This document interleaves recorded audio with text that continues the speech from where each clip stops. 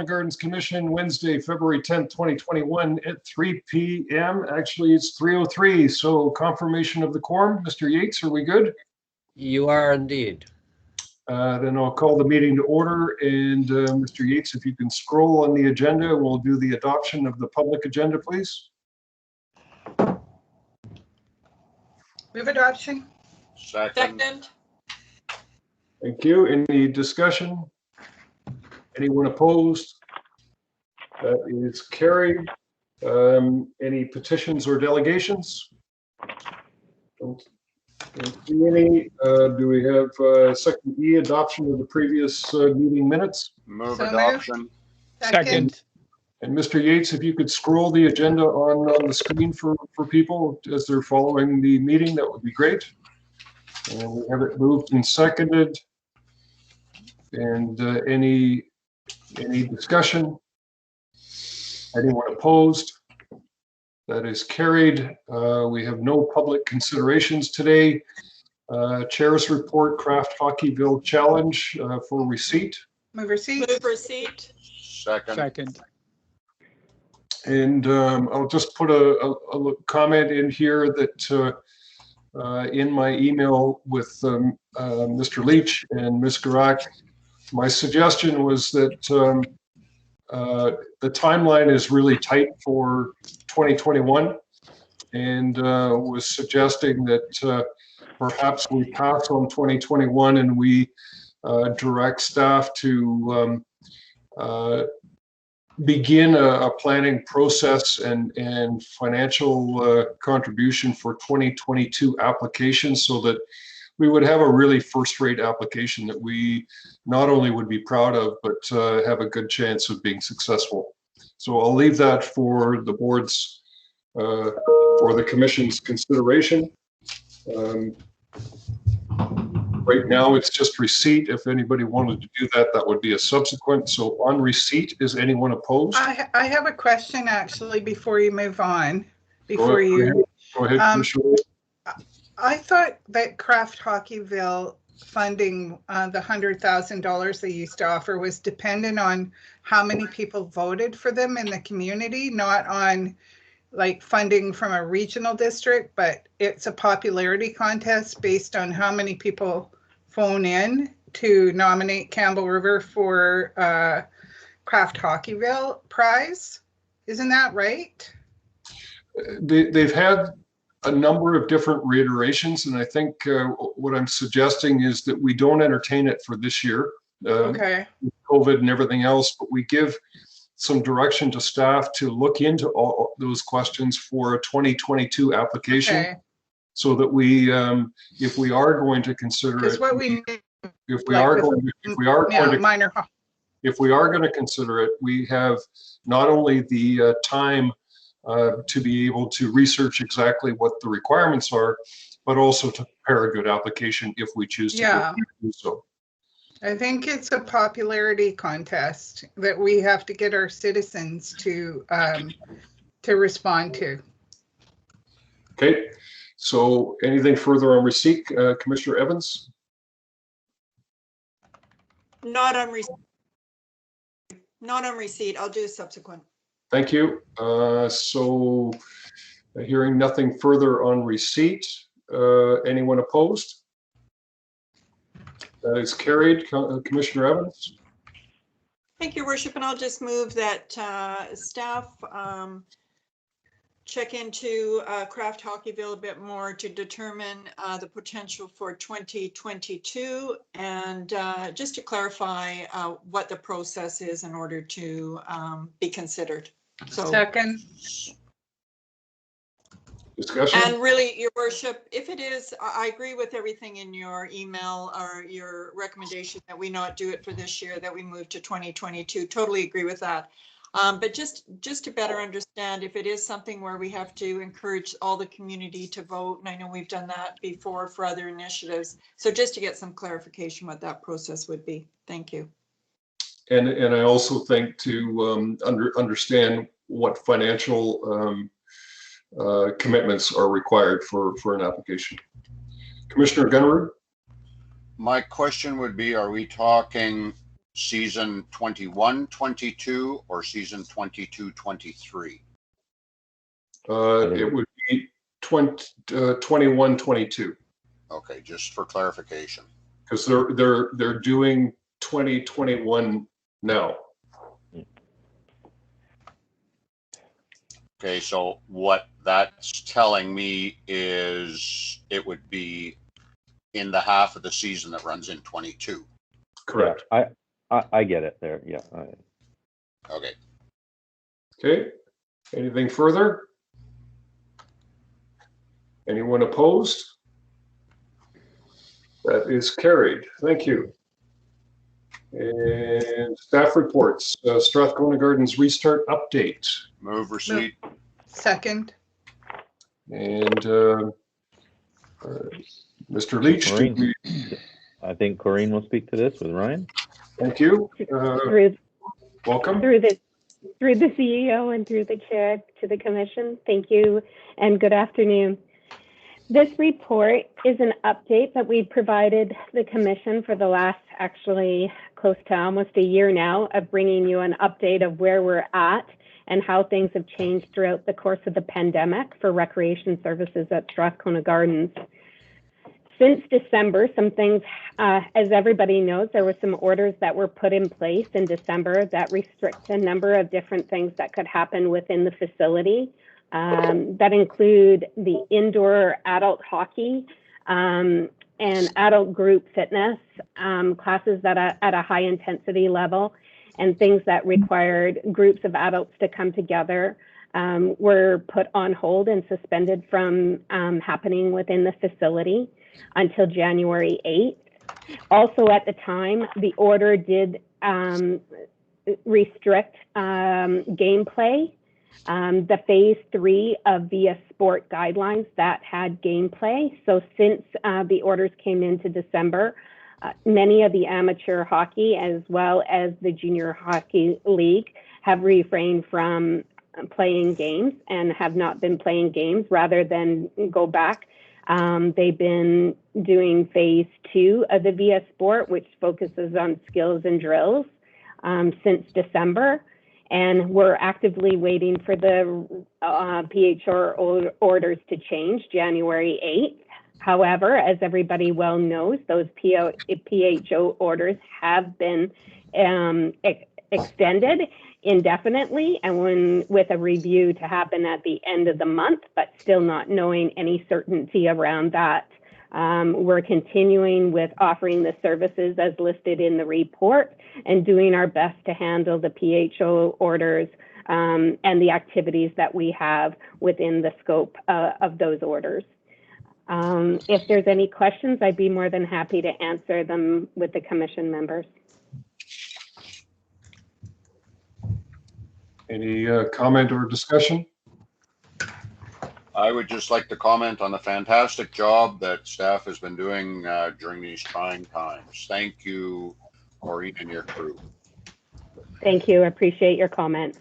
Thank you, Commissioner Gunnerud. I think through Mr. Yates or through Mr. Leach to Corinne and Ryan and the entire team, I bet you never thought you would have to be as innovative and creative and nimble as you have been. And just well done. Thank you. Thank you. Thank you. On receipt, anyone opposed? That is carried. Item number 2, extension to the Rod Brindamore Arena ice season for receipt. Move receipt. Second. Discussion. So I'd like to speak on behalf of the report if I could. Certainly. My only question on this would be, we still haven't heard anything from the VIJHL. I know the KIJHL has canceled their season, so I would anticipate things are going to be imminent, but I'll defer to you.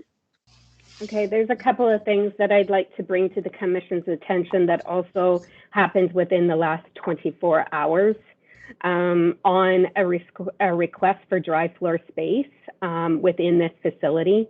So we have been reached out by Island Health within the last 24 hours as an evacuation facility potential.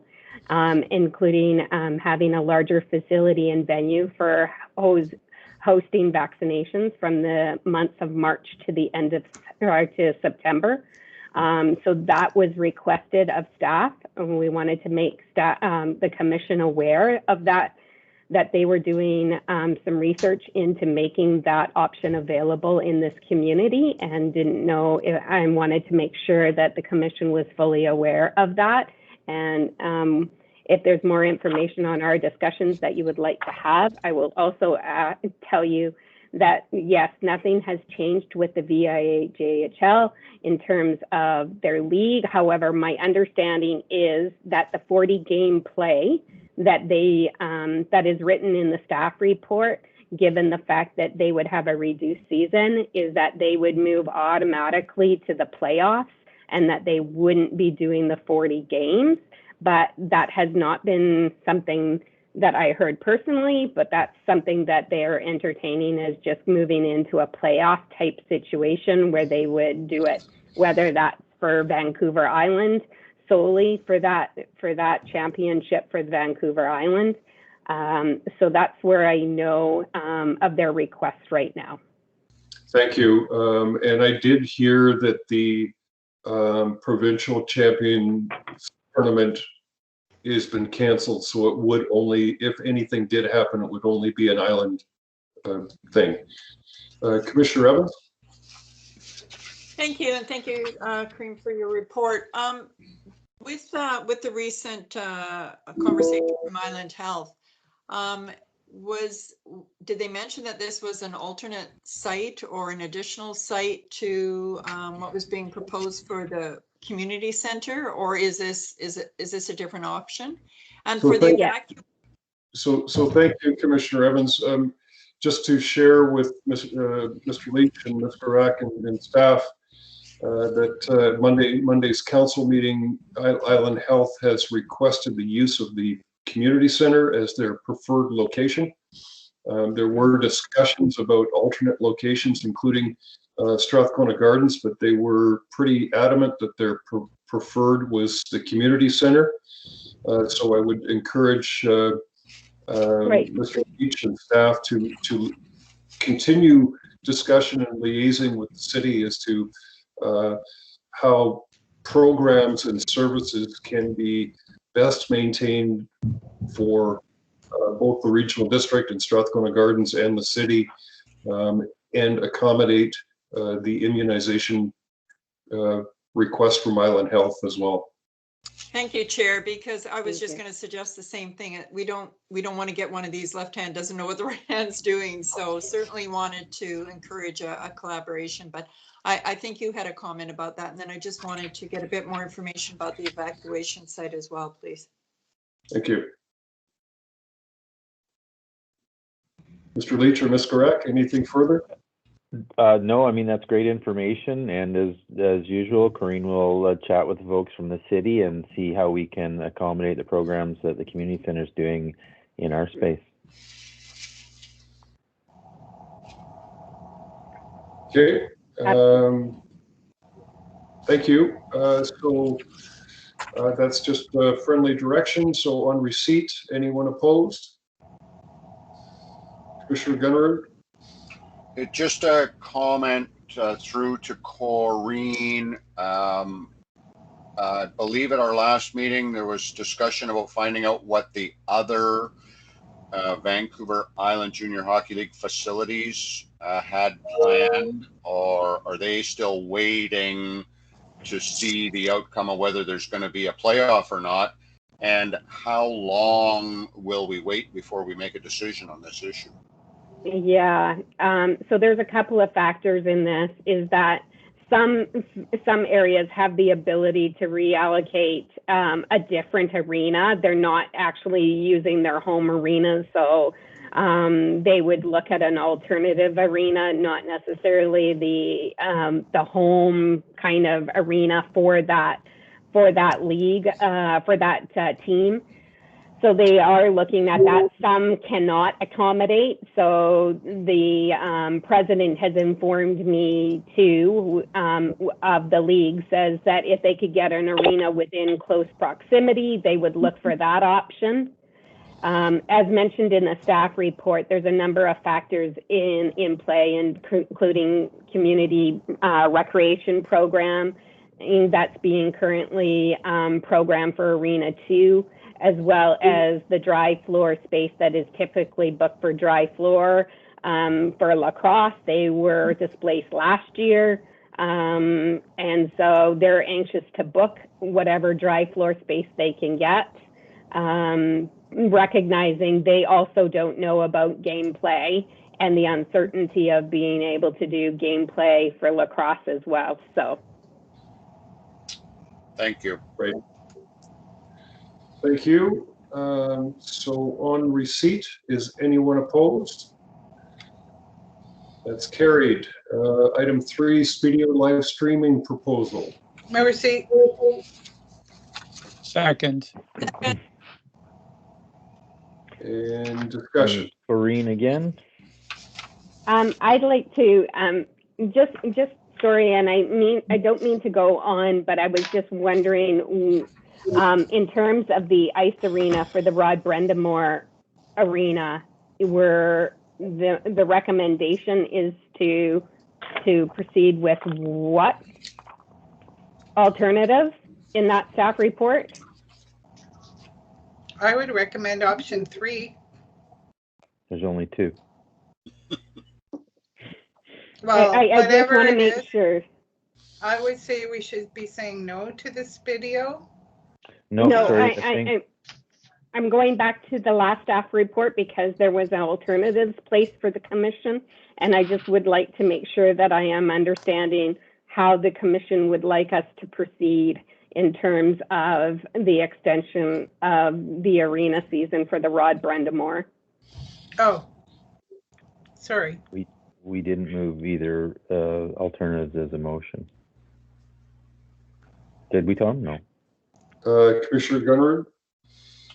I think it's still up in the air because we do not know if their season is being extended or not. Or would we prefer to make a decision today on whether this is yes or no, which could change on a decision whether they're going to play or not?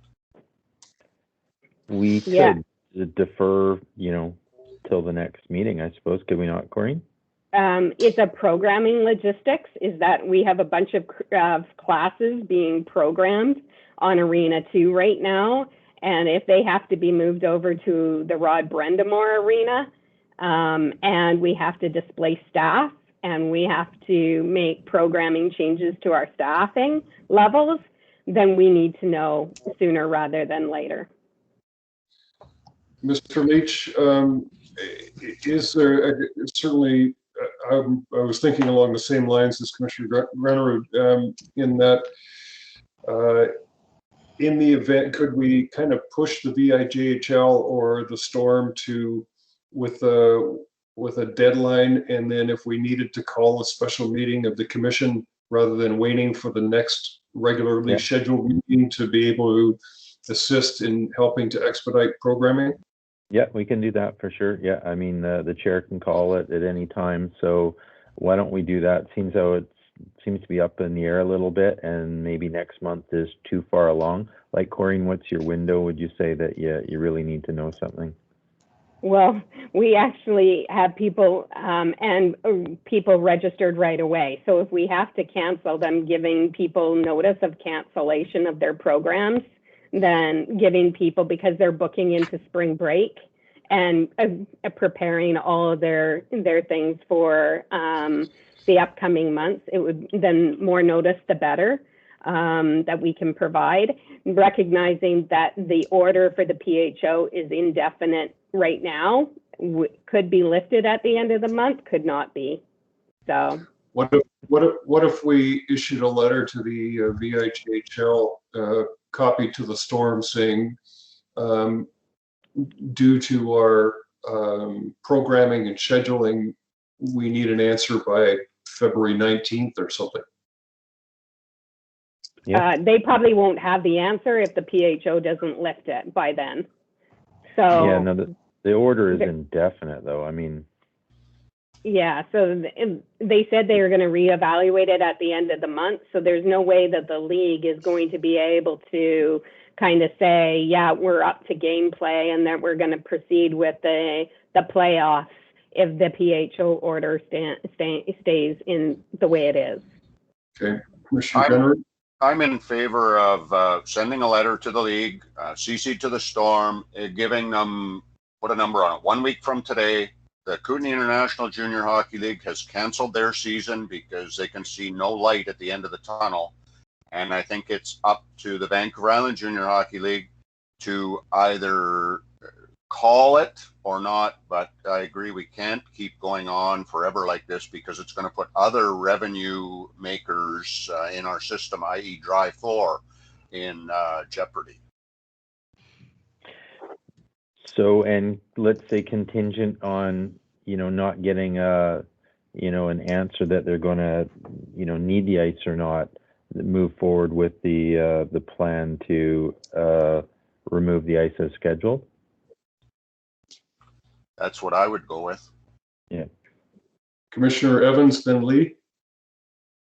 Thank you, Chair. And I absolutely agree with the letter. I think there's some things that are within our control, and what's in our control is our programming and our staffing. What's not in our control is what's happening with the provincial health order. So I absolutely agree with the idea that we send a letter, put a date on there, but don't make it contingent on anything other than saying that this is the situation right now, and it's really just a courtesy to give them time to make their arrangements. But when we have staffing involved and, clients waiting to use our services, I certainly appreciate the value of having hockey in there. But I think we have to weigh our options of what we have control over. And in this case, we don't have control over what's going to happen in the future. So I certainly support putting a letter forward with some clear indications of that it's really in their court, our decisions taken. And would it be fair that if they either don't respond or say they don't have a definitive time, then we move on with our normal ice removal and programming schedule? I would say so, yes. Yeah, okay. Commissioner Lee, and then Kirk?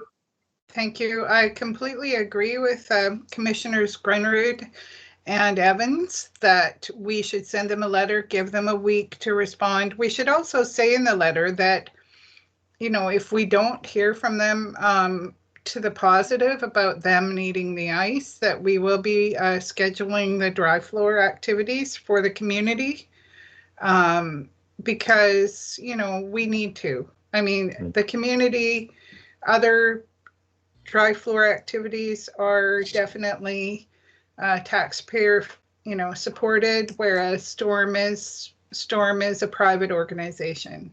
Okay, thank you. Commissioner Kerr? Thank you, Chair. Yeah, I agree with all the commissioners. I just wonder if we gave the letter deadline being February the 19th, which is the Friday, that gives them next week. It gives them a little bit of time because obviously, they're stuck in a bind too, if that would be suitable. Yeah, and I know I suggested that date. Can I make a friendly to the 22nd? Because sometimes these guys meet over the weekend.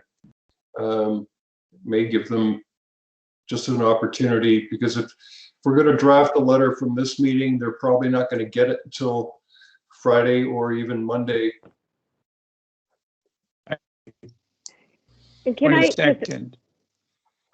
Ms. Garrett? Just one question on that. Is from the point of view of the alternatives, is there any entertainment by the commission to look at giving them the option of booking the arena ice on Arena 2 and leaving the dry floor space in the Rod Brendamore and using the alternatives that staff suggested in terms of removing them for the playoff games that they might host in the Arena 2 and leaving the Rod Brendamore as the dry floor space, or just wait for the week to make sure that I just was wondering whether that would be an option that you would want to consider. Well, I think from an operational perspective, the question would be through back to you and staff, and in can Arena do to accommodate what would potentially be playoff games with, I think you already had in your report the issues regarding hockey TV, size of the dressing rooms, flow, all that type of thing with the number of personnel that are required. Commissioner Grunner? Well, yes, I see that. Thank you through to Corrine that's in the report, and i.e. the change rooms are bigger in Arena 2, etc.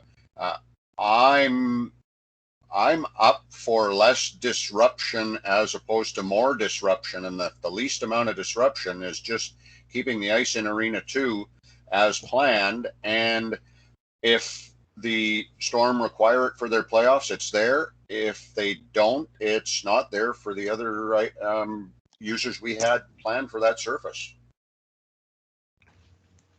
Okay, Commissioner Lee? Through the chair to our CAO, is there anything in our contract with the Storm that would prohibit us from moving them over to Arena 2? I don't think so. And, you know, especially in COVID, I think all bets are off here. Like, we're trying to accommodate people in different ways using, you know, all the means we have. So I think if we can accommodate them in a non-typical way, then we would be willing to do it. And I'm not sure we'd be worried so much about the contractual obligations. Okay, well, I agree with Corrine that, you know, there should be the least disruption as possible to the community's dry floor activities, and they could play in Arena 2 then. Okay, we'll take that into consideration in working through the draft letter. Commissioner Gunnerud, and then back to Ms. Grack. Thank you. My hand is now lowered. So it's mine. All right. So through to Mr. Leach and staff, with this motion, does that provide enough direction to, I can work with you on a draft letter that can be issued prior to and out prior to the end of the week? Yep. Okay. Mr. Chairman, I don't know that you actually have a motion on the floor. Do we have a mover for? That's what I was just going to ask, Mr. Yates. I'm sorry. Subsequent for the commission chair to work with staff to draft a letter to the VIJHL. I'll move that motion. And I'll second it. Thank you. Anything further? Anyone opposed? That is carried. Thank you. Thank you both to the commission and to staff. So we are now on the Speedio live streaming proposal for receipt. Move Receipt. Second. Thank you. Corrine will speak to this again. Thank Yeah, you. so through the CEO and through the chair to the commission, I will have Ryan actually speak on behalf of this report and follow up to the staff report from last month. Good afternoon, Commission. Thank you. With respect to the last staff report on January 8th, we've received additional information since then, and we thought it pertinent to pass on today. We reached out for get some clarity from legal counsel with respect to FIPPA and the Freedom of Information and Protection of Privacy Act. And we have some things to highlight in my discussion with them. As a public authority with respect to Strathcona Gardens, may have significantly greater administrative responsibilities with respect to the Freedom of Information Act than a nonprofit group. And so when I was in conversations with the lawyer at the time, could be significant challenges from an operational standpoint with running those cameras, to the point where she had asked about what we would put on in front of them to ensure they couldn't accidentally turn on these sorts of things. Allowing a separate organization to own and operate these cameras with a strong licensing agreement, ensuring that they are responsible for it, would be the recommended way to go if we were to allow for those cameras to come in, according to her verbal opinion.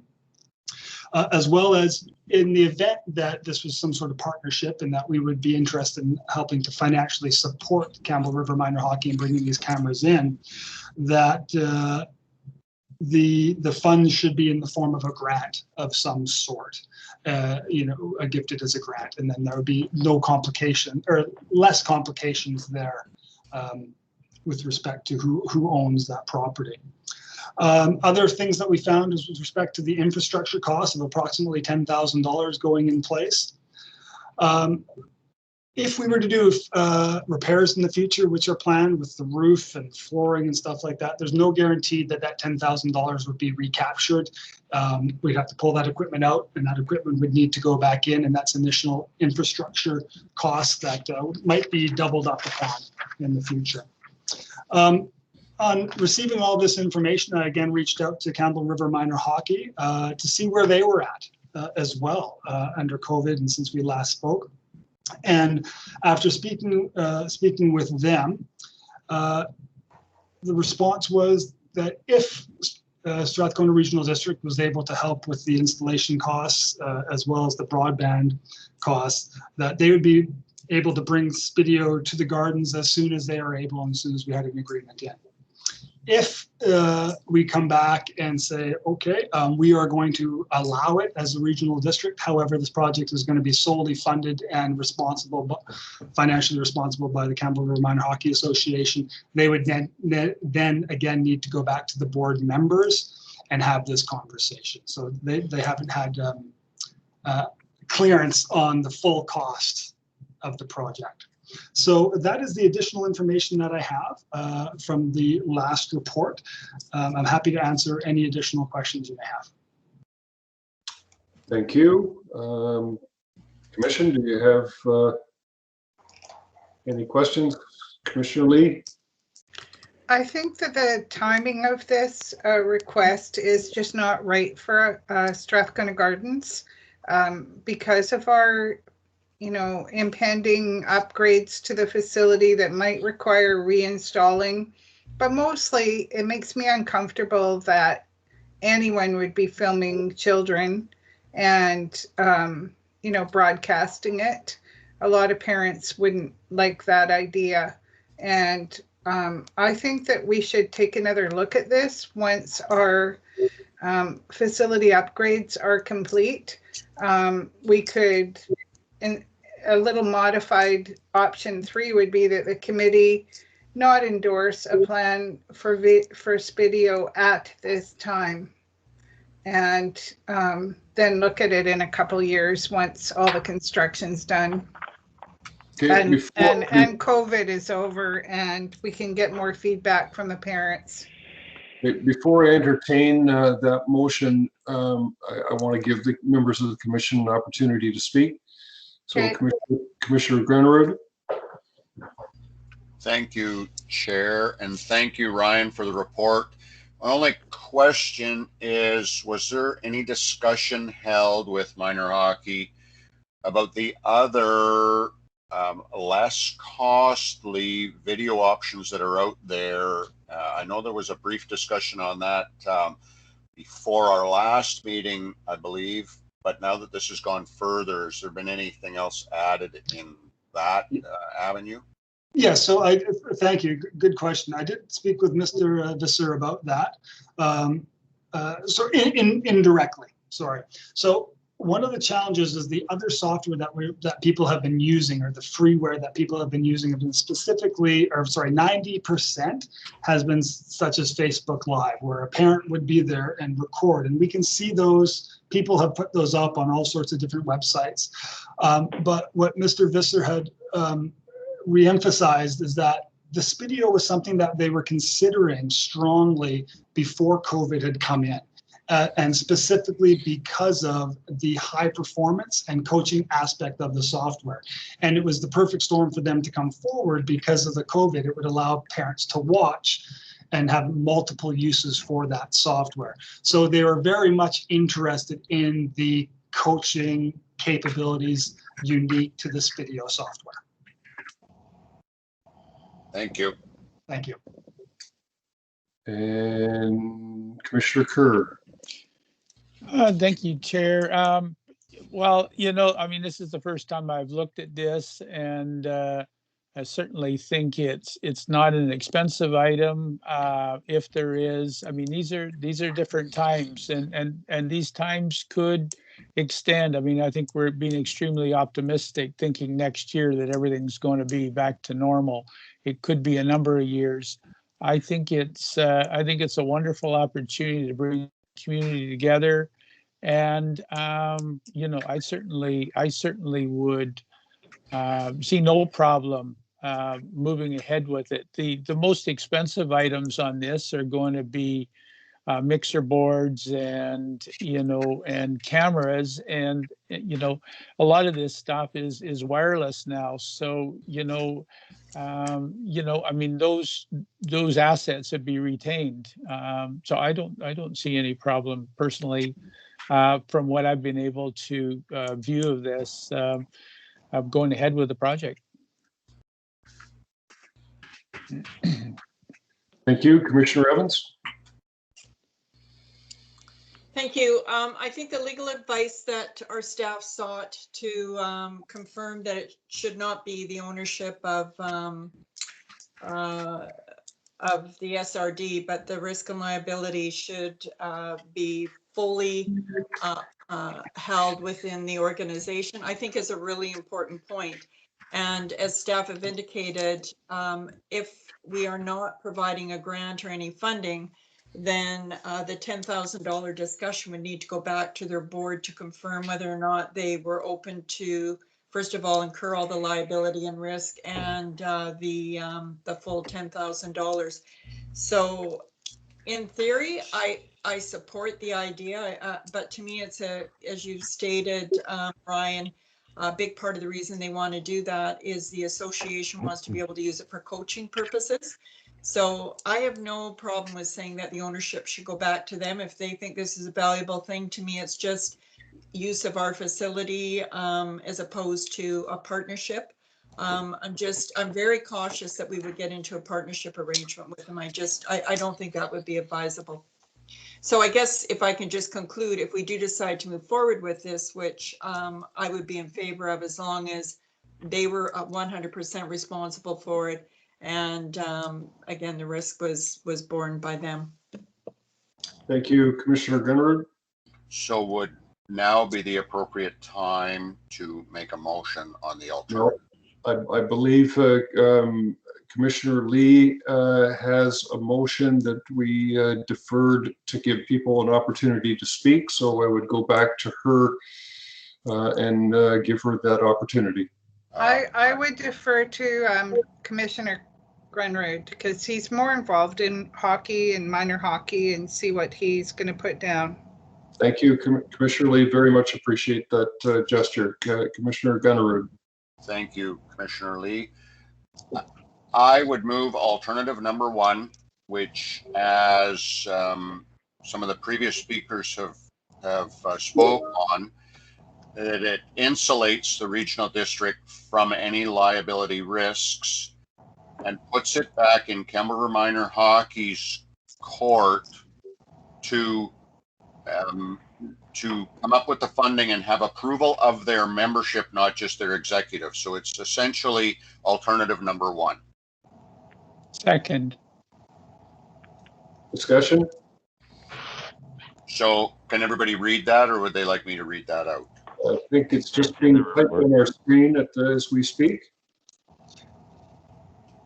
We'll let that finish, and then I'll also just make mention on the previous motion, it's the VIJHL, not GHL. Vancouver Island Junior Hockey League.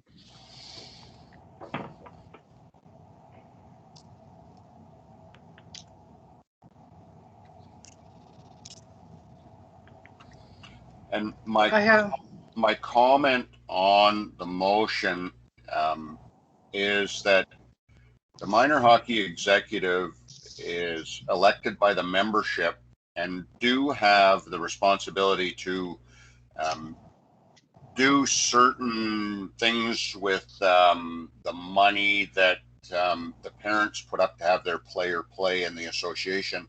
But something like this, where the players are being videotaped, etc., I'm sure most people would not have an issue, but there may be a few out there that don't, and I think that don't agree with this type of system, and I think the association's membership should have a chance to speak on it.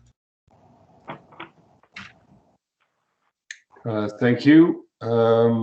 We have the motion now printed on your screen. Is there any further discussion? Commissioner Evans. Thank you, Worship. And just to follow up on Commissioner Gunrud's comment about having the members and the board, is that just direction to staff that somehow in that discussion that can happen? Because I really appreciate his comment. The board can make a decision, but there could be members that feel this is, inappropriate or something. So is that just direction to staff as part of their discussion, or do we need to include that in the motion? No, I believe minor hockey would have to go back to their membership if they're looking at funding this solely on their own. Thank you for clarifying. Commissioner Lee. thank you through the chair to our CAO. Would there be any legal implications to the Strathcona Regional District if something went wrong and there was a lawsuit involving, breach of privacy or something? Would the regional district be implicated in a lawsuit like that, based on the fact that we're the organization that basically houses Campbell River Minor Hockey?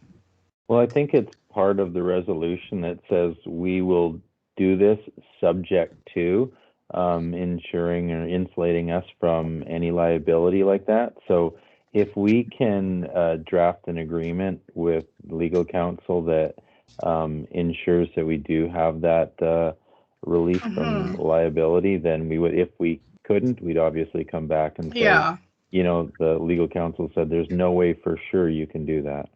Yeah, by way of an agency that's operating underneath us, in the same facility, we can't claim we didn't know about it if there was a lawsuit. So I just want to check that out prior to.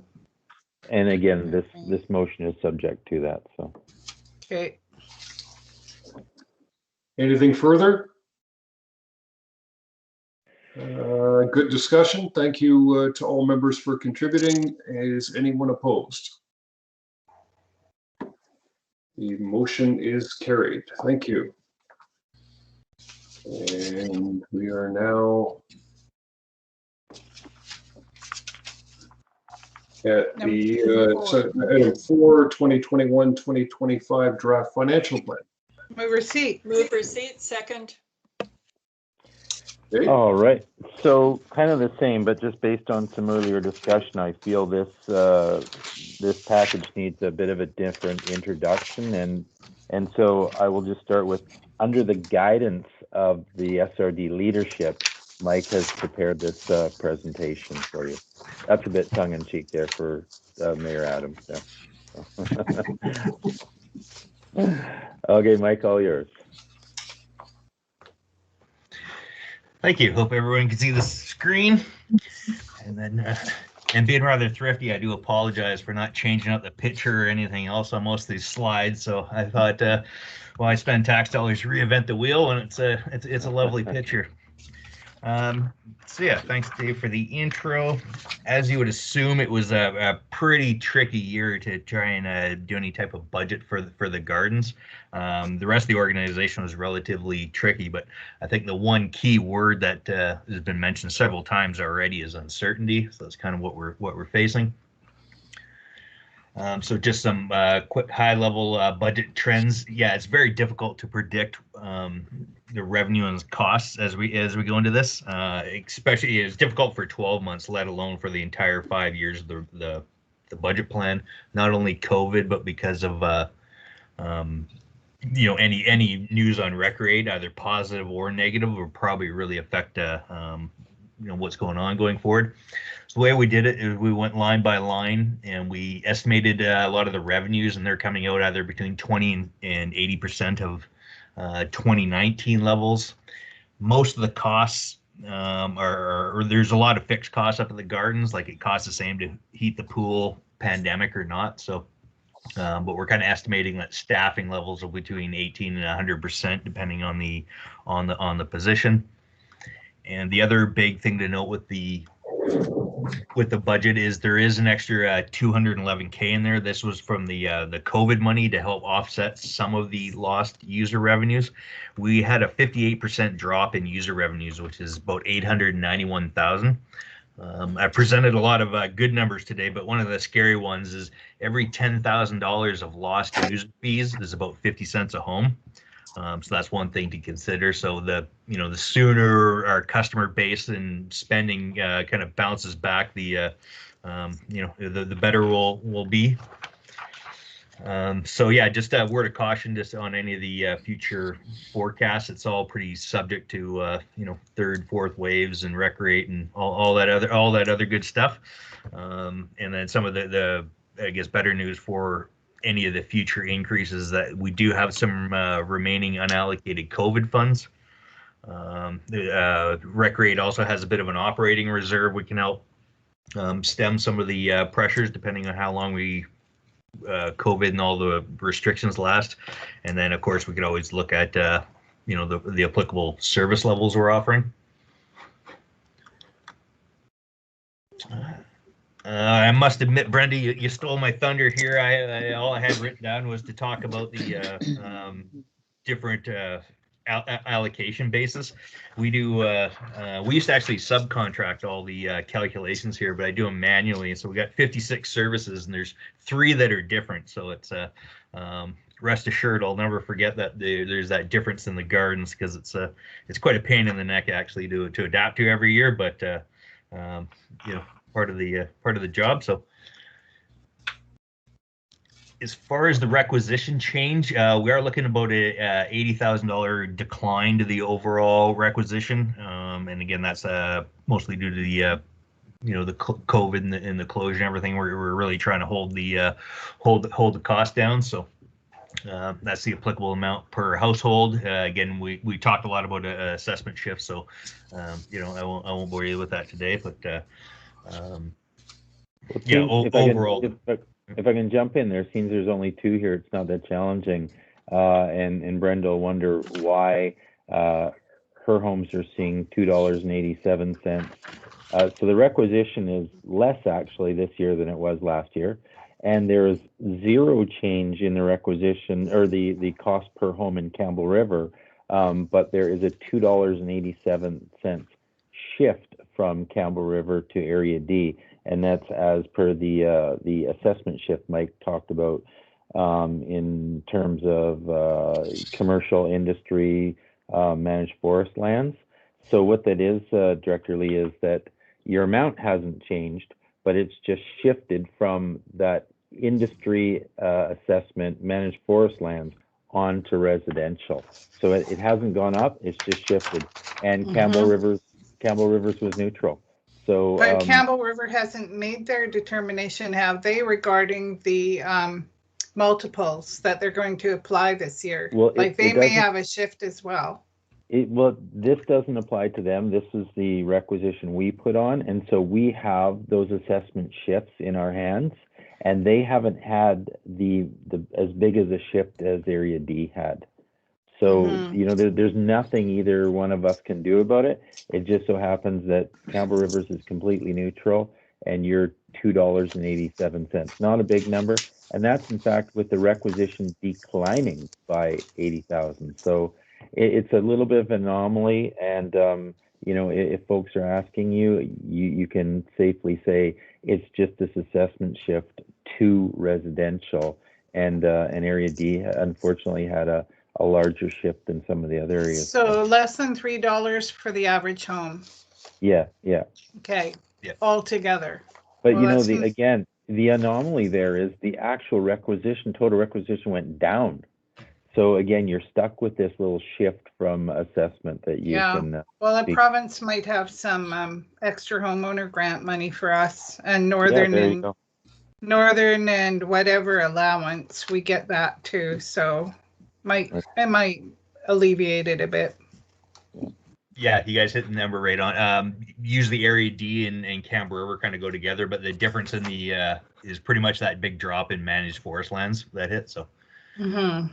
yeah, anyway, that's what I had is a relatively brief one in there, but yeah, requisitions down and uncertainty. Can I ask through the chair to our finance manager?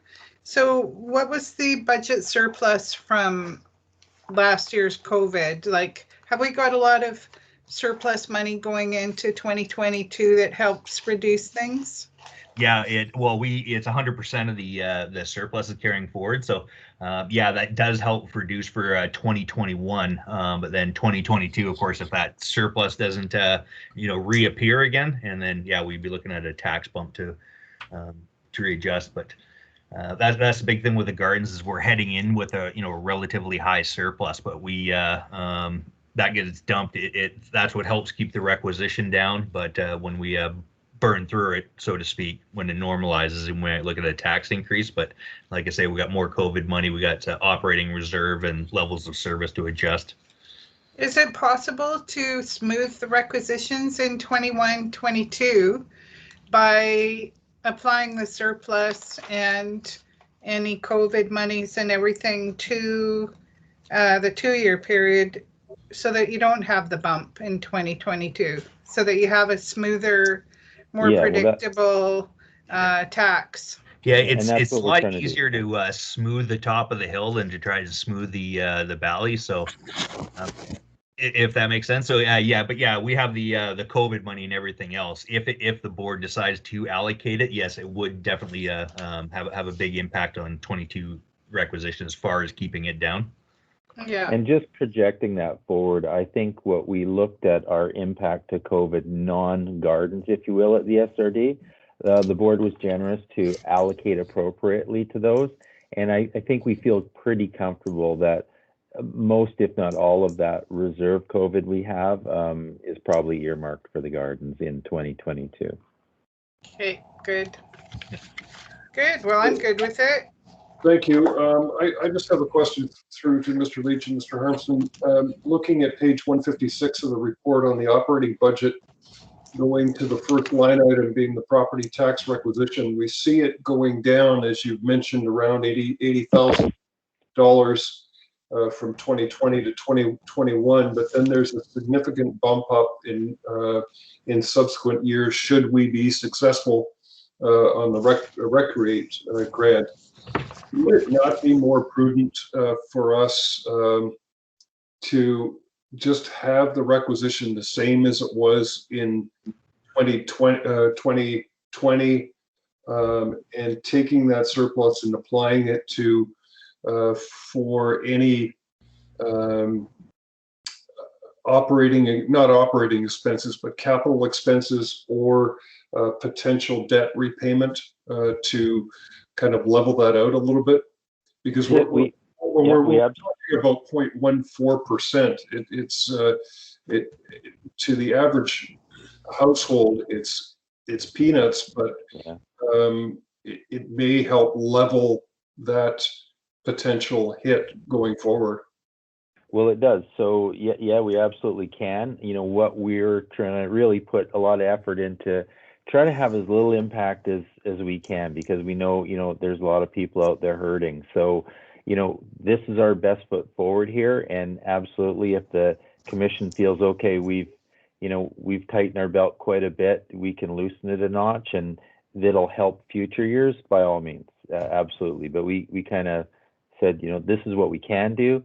But again, we can loosen it a little bit here, and that will for sure help that transition, because we know we're going to have to transition in the future, right? So you know, we can bump it up a little bit, take that 80,000 and keep the requisition solid.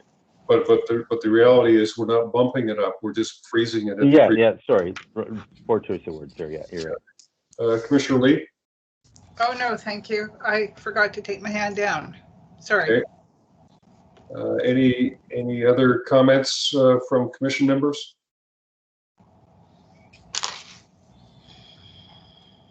Okay, I would ask Commissioner Lee if you want to assume the chair so I can make a motion. Sure, no problem. Thank you.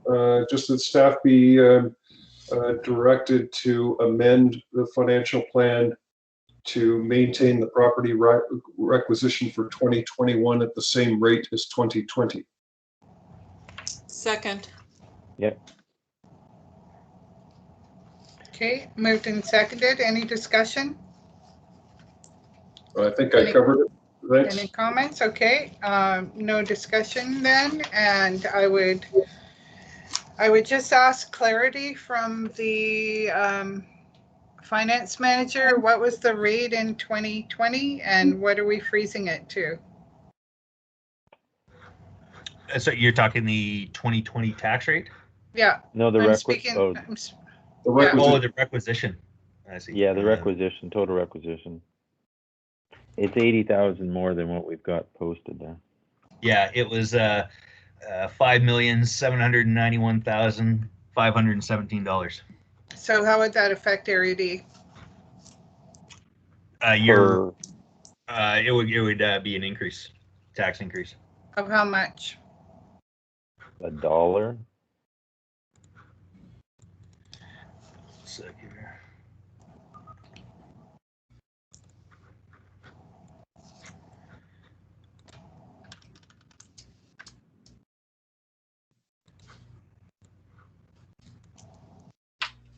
For Area D, is going to be roughly $3.71 a home.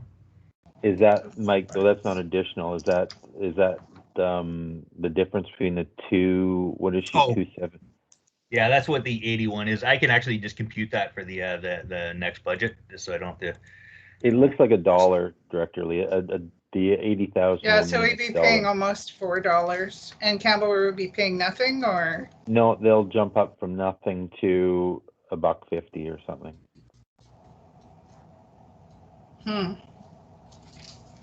They're at 0 right now, and you're at 271, and you'd go to 371, and they'd go to between $1 and $1.50, I assume. Okay, well, on that basis, I wouldn't support this, but I'm chairing, so I'll just call the question on the motion. Is there anyone opposed? And I'm opposed. Hearing no others, that motion carries.